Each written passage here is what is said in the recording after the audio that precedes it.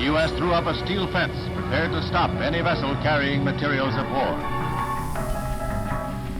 Shall be the policy of this nation a strict quarantine on all offensive military equipment. The U.S. embargo against Cuba is one of the longest cases of economic sanctions. Recent openings and closings have left Cubans in a world full of uncertainty. In Havana, a soccer league lifts up Cuba from the inside, and an independent fashion brand solves their way to a pop-up shop in Brooklyn, New York. I have come here to extend the hand of friendship to the Cuban people. What is the Cuban dream? I know what it is for me, but what is it for you?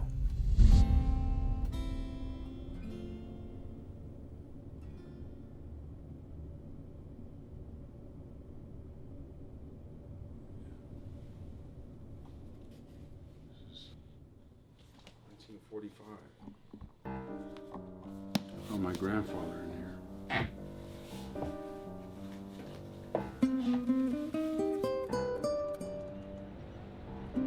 You know, the original document states that the embargo is in place in order to wreak havoc on Cuba. The end goal of the embargo has always been regime change. There's a belief that what Cubans want, that the way we can help Cubans is by ensuring that there is a democratic system in place. I don't think that Cubans go to sleep at night hoping for a multi-party democracy. I think Cubans go to sleep at night hoping for a new car, hoping for a house, a different house perhaps, hoping for an annual vacation, maybe outside of Cuba. What Cuban people want is not what we think they want. Soy Edgar Carlos Herrera González, natural de aquí de Playa, Buenavista, frontera aquí de Ciudad Libertad, donde soy activista de la actividad deportiva con el proyecto Mi Barrio Sueña.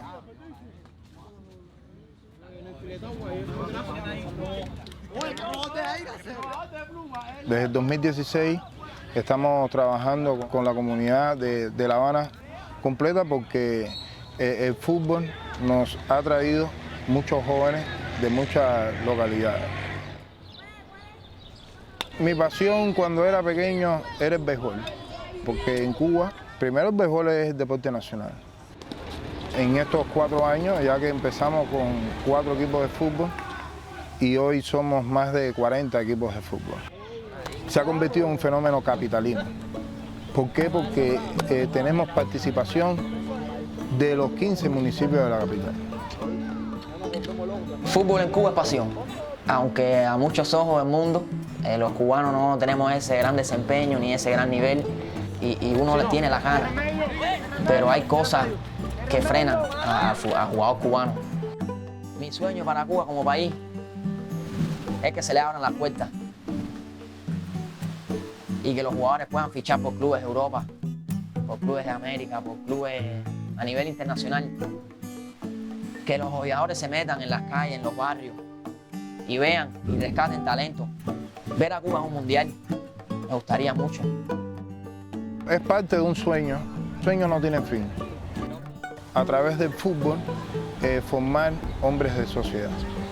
La barbería, la peluquería, carpintería, o sea, oficios que se aprenden en un corto plazo y que puede para la vida de ellos ser muy útil y para su familia. Porque estamos conscientes de que un solo joven que nosotros salvemos, estamos salvando a una familia. Quiero mejorar Cuba desde adentro para convertirlo en un destino seguro y agradable para todos.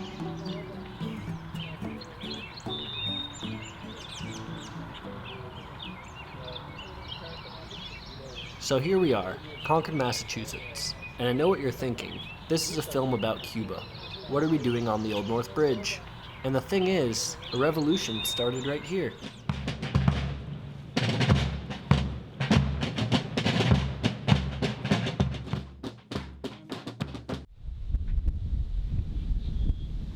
Cuba was the major foreign policy in 1960.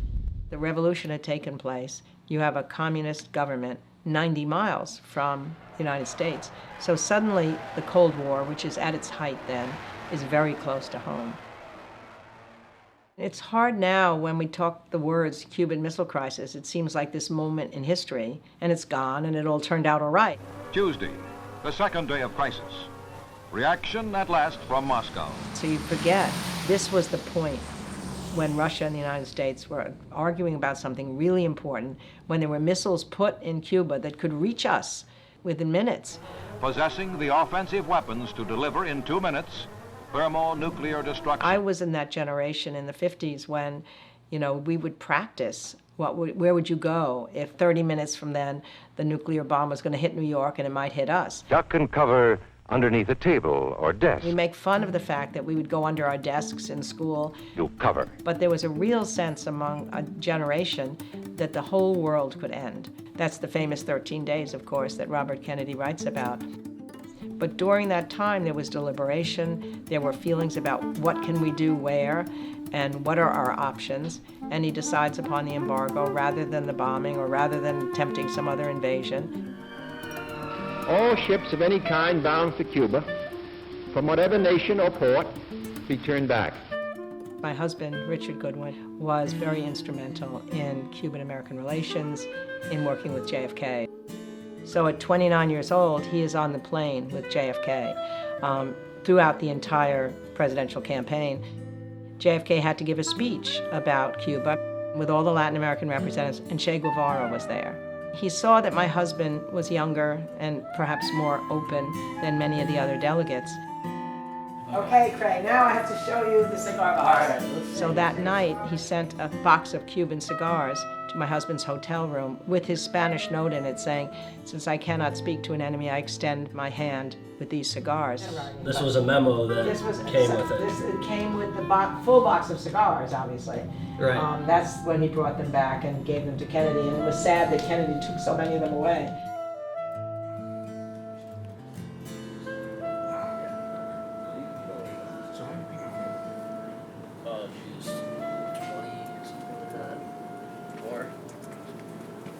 Perhaps there was an image here that Cuba was made up of 11 million people dressed in olive green. Castro has put every able-bodied man through military training. He has even Yes, in the Cold War, there was a very clear distinction of who is a national security threat and who is not. 1962 was the Cuban Missile Crisis. Today, I have a hard time believing that Cuba is a national security threat. Everything in Cuba, in recent years, all that extraterritoriality will one day backfire on us. So we are punishing European companies, Canadian companies, Latin American companies, if they do business with Cuba. And Cuba, at the same time, without President Obama, started their own process of allowing private businesses.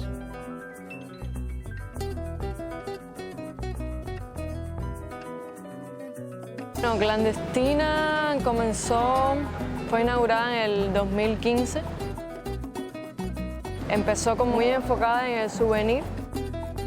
Fue muy complicado en el principio arrancar en Cuba porque en aquella época tener un negocio privado no era algo tan común y tampoco era algo necesariamente bien visto, ¿no? De alguna manera representaba que esa persona era una persona que estaba solamente interesada en hacer dinero.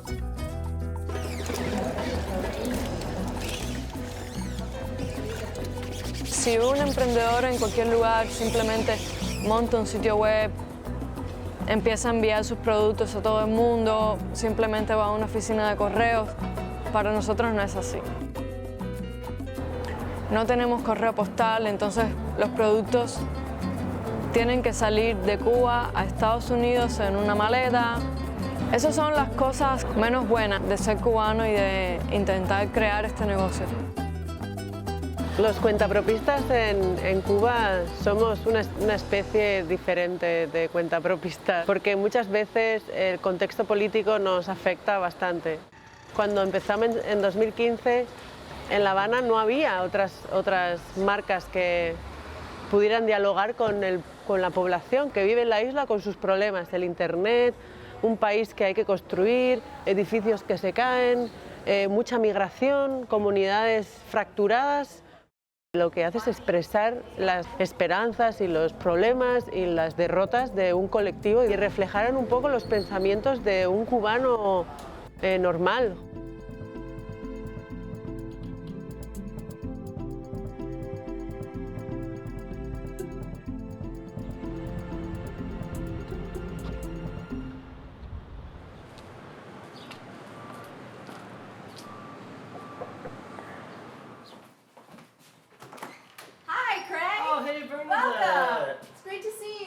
Good to see you. Excited to talk Cuba. Yes. Awesome. So when you're thinking about ways to make a breakthrough, when there are such stark differences between the governments, right? The U.S. government, the Cuban government, the Cuban people and the American people, you don't really know what to make of each other. We have lots of Cuban Americans here, but this is new for everybody. And how do you break through? It's certainly not by talking about U-turn transactions and bypassing, banks and how do you get credit flowing. Like, that's interesting, but it's not really fun. It doesn't really grab your attention.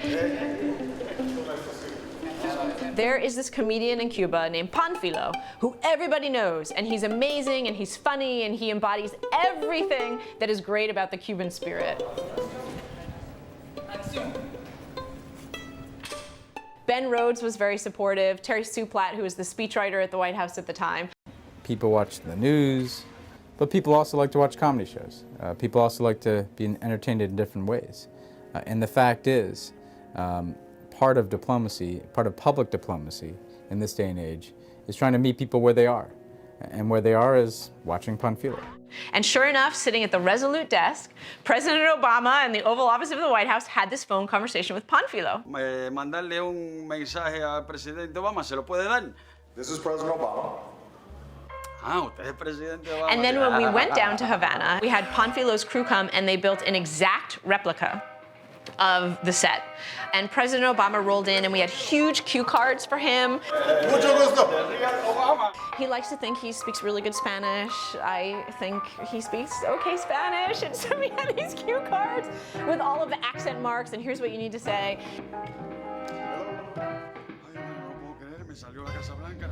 We wanted to find other ways to reach Cubans.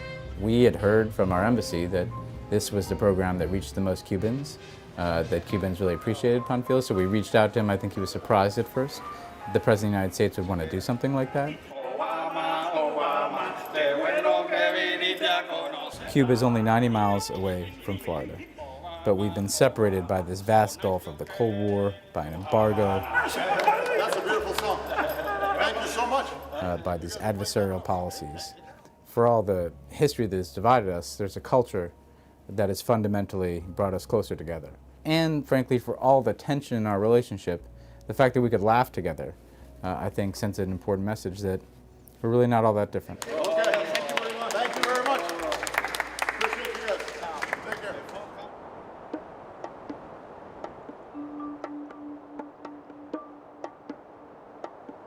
2011, Raúl Castro estaba introduciendo algunos cambios en el sector privado, pero mucha gente se animó, empezó a crear sus negocios.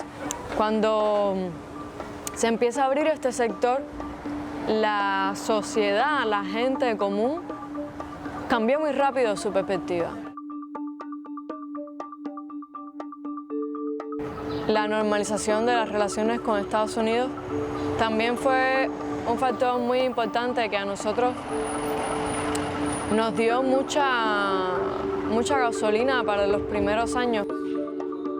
Cuando Obama vino y simplemente cambió la política, yo creo que los que más se beneficiaron fueron los cuentapropistas. Cuando mejoran las relaciones entre Estados Unidos y Cuba, hay más clientes, entonces nos va mejor en el negocio. estaba aumentando el turismo norteamericano, tuvimos muchos visitantes. Eso nos ayudó a poder recuperarnos mucho y poder seguir como avanzando y seguir creando. Empezamos 4 personas trabajando y ahora 4 años después somos 32 personas y tenemos más de 50 productos diferentes en clandestina. A mí me parece increíble cómo esa percepción social de un emprendedor en Cuba cambió muy rápido. Fueron como 1 año, 2 años dorados de un futuro muy esperanzador. Afortunadamente, la legislación de Barack Obama sí aprobó algunas leyes y hizo cambios muy importantes en ese sentido. Es muy importante compartir lo que hemos aprendido e investigar en cuáles son los verdaderos caminos legales para poder realmente hacer algo, ¿no? It was my job to oversee, on behalf of the Obama White House, how we would do that public rollout. How would we announce this to the world? How would we explain to the average American why this mattered? In the end, you have to be able to say, this is why we believe these decisions we made were the right ones for the United States and the Cuban people. Compromise is an essential part of any negotiation. You know, it's often been said, you don't sit down and make peace with your friends. You do this with your adversaries. Surprisingly, we argued a lot about the event that we did with entrepreneurs. With the Cubans, it was a point of a lot of contention because they wanted to favor state-owned enterprises. We want to focus on cuentapropistas, all of these people doing dynamic, great things, clandestina, the people who own the paladars, the people who are doing Airbnb. Entrepreneurship in Cuba is the future because it's one of the most important ways that we can use to evolve our economy and our society. And we argued for days and weeks and months over that. In the end, we compromised, and the Cubans said we must have representatives of both cooperatives and state-owned enterprises in the room if you want to have any entrepreneurs and cuentapropistas. Here today, we're talking about the challenges you face as entrepreneurs in Cuba. And I thought, this is a failure on my part. I was not able to negotiate this, so it's all about entrepreneurs, and I didn't achieve what I set out to do. And in the end, I was wrong. Sabemos que hay productos establecidos como el ron, como el tabaco, que son commodities prácticamente, pero hay todo un mercado de productos nuevos, de nuevas iniciativas creativas que no están tan establecidas como esos productos. Y el diseño es un campo sumamente interesante en todas las sociedades modernas, donde se genera mucho valor para la misma sociedad. This is the first time any Cuban government official or state-owned enterprise leader has been forced to sit in a room with an entrepreneur and listen to them. And they had to do it while these people stood up and interacted with Barack Obama, the President of the United States of America. I need some information on where I can buy a couple of T-shirts. So, did you bring some samples? I'm not going to take yours. But no. But we'll see if we can get a couple. I think Malia and Sasha might want a couple. And I still have some pesos to spend before I leave. For Cubans who live in Cuba, they would say that those were the best 2 years that they've lived in a long time. U.S. companies were going down. There was friendships taking place. People were beginning to think about opening up new businesses. People who had their own private taxi now are just not making ends meet. All those visitors from the U.S. who came are no longer coming. President Obama chose the right timing because the Cubans were also going in that direction. The Cubans were also opening up, allowing international travel, artists to sell their wares, their paintings or sculptures. So we came in at exactly the right time. Now, interestingly, we have pulled back and Cuba has kept going. There is a very large Cuban constituency in the U.S., Cuban American, and it is a domestic issue.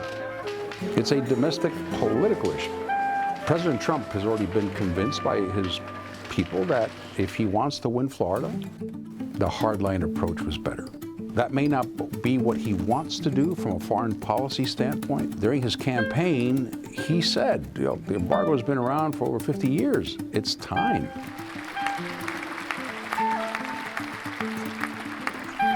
So we're talking here not about foreign policy. We're talking about domestic policy. From a foreign policy point of view, every country in the hemisphere is against the embargo.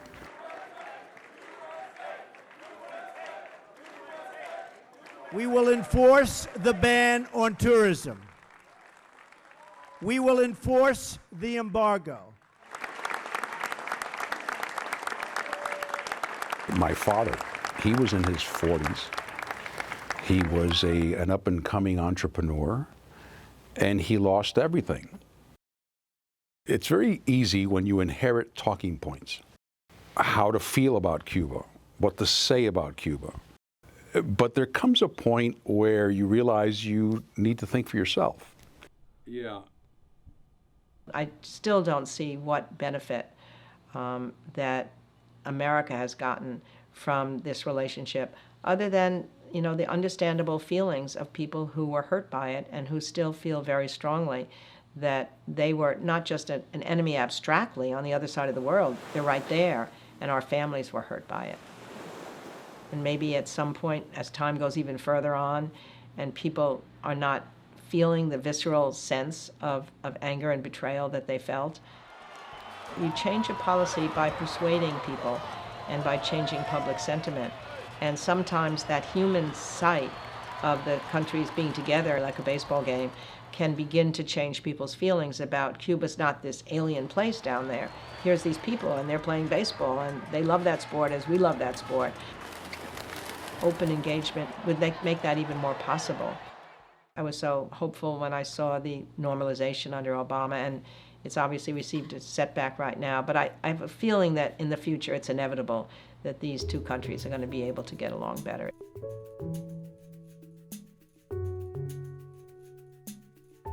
Me confunde es que estando tan cerca en Florida y siendo cubanos americanos, no entiendan que haya cubanos en la isla. Están construir una Cuba casi nueva, ¿no? Una Cuba para los emprendedores y que necesitan la ayuda, ¿no? De la gente de Florida también, que simplemente no conocen la realidad. El embargo de Estados Unidos a Cuba es real, entonces muchos emprendedores cubanos se enfrentan con estos retos de comerciar y hacer negocios y tener transacciones reales. Cuando la administración Trump cuando comenzaron a anunciar todos los cambios en la política de los viajes, las nuevas restricciones otra vez para los norteamericanos, perdimos más o menos el 50% de nuestro mercado, porque el 50% de nuestro mercado eran los turistas norteamericanos. Pero eso te provoca mucha ansiedad y mucha inseguridad, porque uno nunca sabe qué va a ser el día después. En ese momento empezamos a desarrollar otras estrategias, ¿no? Como enfocarnos más en los locales, en la gente de La Habana, de que necesitamos entender que somos una comunidad global, que deberíamos pensar y que deberíamos entender que hay cubanos en todos lados. Puedes sentir que estás viviendo en la prehistoria y de pronto estás viviendo en el futuro. Hola, finalmente Estamos aquí en Brooklyn. Estamos haciendo un pop-up por un mes. Todo lo reciclamos, todo lo intentamos reusar. Llegar aquí y ver que eso es como trendy y que la gente lo hace porque es cool y es moderno. Es gracioso porque para nosotros es simplemente el único camino posible. Siempre cuando pasa algo malo, intentamos como sacar algo positivo. Forma parte de una filosofía real que hemos vivido por 60 años.